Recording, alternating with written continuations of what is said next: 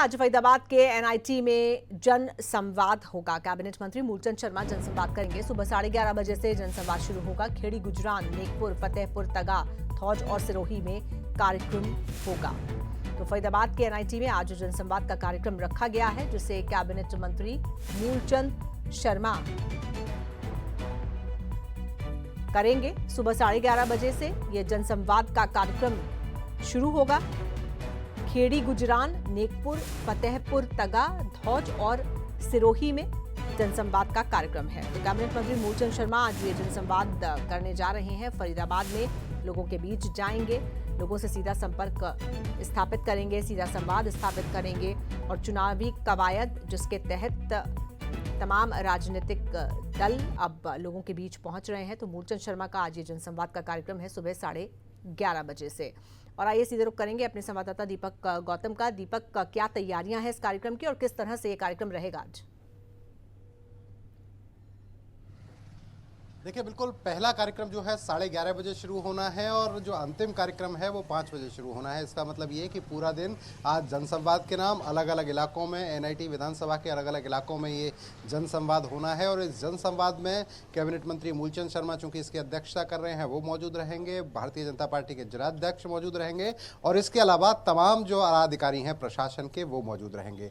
जनसंवाद में आमतौर पर जिस तरह की स्थिति हमने देखी है वो रहती है कि चूंकि केंद्र सरकार के 9 साल पूरे हो चुके हैं, हरियाणा सरकार के 8.5 साल पूरे हो चुके हैं, तो सबसे पहले तो अपनी उपलब्धियां गिनाई जाती हैं कि हमने कौन कौन से काम किए हैं, किन किन कामों से लोगों का फ़ायदा हुआ है, कौन कौन सी योजनाएं ऐसी थीं जिनका फ़ायदा लोगों को मिलता नज़र आया है। हमने देखा कि लगातार होता यह है कि जिस इलाके में मंत्री जाते हैं वहाँ के लिए बाकायदा तैयारी पूरी होती है, पता होता है कि किस सरकारी योजनाओं का लाभ लोगों को मिला है, कौन सी चिरायु योजना के कितने लोगों के कार्ड बने हैं, इसी तरीके से बीपीएल के कार्ड कितने लोगों के बने हैं, इसी तरह से बिना पर्ची बिना खर्ची जिसका दावा बहुत जोरों शोरों से होता जाता है। बड़ी उपलब्धि सरकार की जो है कि बिना पैसे दिए हुए लोगों की नौकरी लगी, तो नौकरियां किन किन लोगों के उस इलाके में लगी है उसका डेटा पास में मौजूद रहता है। इसी तरह से सरकार की जो तमाम योजनाएं हैं उनका डाटा लेकर पहुंचते हैं। इससे पहले ये कार्यक्रम मुख्यमंत्री किया करते थे और मुख्यमंत्री ने जब इसका रेस्पॉन्स देखा इस कार्यक्रम का, उसके बाद मंत्रियों की ड्यूटी लगाई गई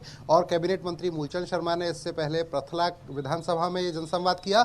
आज एनआईटी में जनसंवाद है और ऐसी स्थिति में अपनी उपलब्धियां गिनाई और उपलब्धि गिनाने के बाद लोगों की समस्याएं पूछी जाती हैं। अधिकारी चूंकि मौके पर मौजूद रहते हैं, साथ के साथ समस्याओं का निदान करने की कोशिश की जाती है और जो समस्याएं ऐसी होती हैं जिनका निदान साथ के साथ नहीं हो सकता, जैसा कि कोई बड़ा प्रोजेक्ट है, उसके बारे में साफ तौर पर टाइम दे दिया जाता है। अधिकारियों से मौके पर ही पूछा जाता है कि आप बताइए इस काम को करने में आपको कितना समय लगने वाला है। अधिकारी बताते हैं 15 दिन, तो साथ के साथ कहा जाता है कि आप 15 दिन बता रहे हैं, हम आपको 25 दिन दे रहे हैं, लेकिन 25 दिन के अंदर ये काम पूरा हो जाना चाहिए जिससे कि लोगों को दिक्कतें ना आए। तो पूरी तरह से लोगों के लिए एक बेहतर माध्यम। अब तक जिस तरह की बातें लोग कहते थे कि अधिकारी सुनते नहीं हैं, उन्हें अपने कामों के लिए ऑफिसों के चक्कर काटने होते हैं, लेकिन अब सरकार एक तरह से लोगों के द्वार पर पहुंच रही है। सरकार लोगों से पूछ रही है कि बताइए, हम आपसे बात करने आ रहे हैं, आप अपनी परेशानी हमें बताइए, उस परेशानी का निदान हम निकालेंगे। और बिल्कुल यही हो रहा है। जनसंवाद के माध्यम से हमने देखा कि तमाम तरीके की लोगों की परेशानियां लेकर लोग पहुंचे। बहुत सारी परेशानियों का समाधान जो है मौके पर ही कर दिया गया और बाकी जो बड़े प्रोजेक्ट थे उनके लिए आगे का समय दे दिया गया है। तो काफी बेहतर कार्यक्रम इसे कहा जा सकता है सरकार का। और इसकी शुरुआत चूंकि मुख्यमंत्री ने की थी, तो बड़ा प्रोजेक्ट मुख्यमंत्री की एक तरह से महत्वाकांक्षी योजना ये है और चुनावी अभियान है दीपक, तो पुरानी उपलब्धियां तो गिनाया जाना स्वाभाविक है, लाजमी है, लेकिन आगे के लिए भी तो कुछ वादे करने होंगे। देखिए, अभी तक स्थिति क्या हो रही है? अभी तक स्थिति ये हो रही है कि जब लोगों के बीच में पहुंचते हैं तो पहले तो गिनाई जाती हैं कि हमने पिछले 8.5 साल में क्या किया। होता ये है कि जब आपको आगे के लिए वोट चाहिए ना, आपने कहा चुनावी साल है, बिल्कुल ठीक कहा आपने, चुनावी साल है। चुनावी साल में आपको करना क्या है? आपको जनता के सामने अपना रिपोर्ट कार्ड रखना है। रिपोर्ट कार्ड के माध्यम से क्या करना है? रिपोर्ट कार्ड के माध्यम से आपको बताना है कि देखिए, आपने हमें चुनकर भेजा, आपने हमारी सरकार बनाई, आपकी वजह से हम मंत्री हैं, आपकी वजह से हम विधायक हैं और आपने जब हमें चुन के भेजा तो पिछले साढ़े 8 साल में हमने क्या क्या किया, पिछले 5 साल में ये किया, इस साल के ये सेशन जो था 5 साल का, इसके 3.5 साल में ये किया। तो पहले तो आप बताएंगे कि हमने ये कर दिया है, उसके बाद आप लोगों से पूछते हैं कि अब आप बताइए आपकी परेशानी क्या है, आप क्या चाहते हैं। ऐसी स्थिति में लोग अपनी परेशानियां बताते हैं, परेशानियों का मौके पर ही समाधान किया जाता है। और जैसा कि मैंने कहा ना कि जो ऐसे प्रोजेक्ट होते हैं जिनमें समय लगना है, उसके लिए बाकायदा समय ले लिया जाता है, कहा जाता है कि इन पर एस्टीमेट बनाया जाएगा और इसको भी जल्द से जल्द पूरा कराया जाएगा। तो फिलहाल स्थिति ये कि वादे साफ तौर पर ये कि मोदी और मनोहर की जोड़ी जो है वो हरियाणा और पूरे देश का विकास करने में लगी है। पूरी तरीके से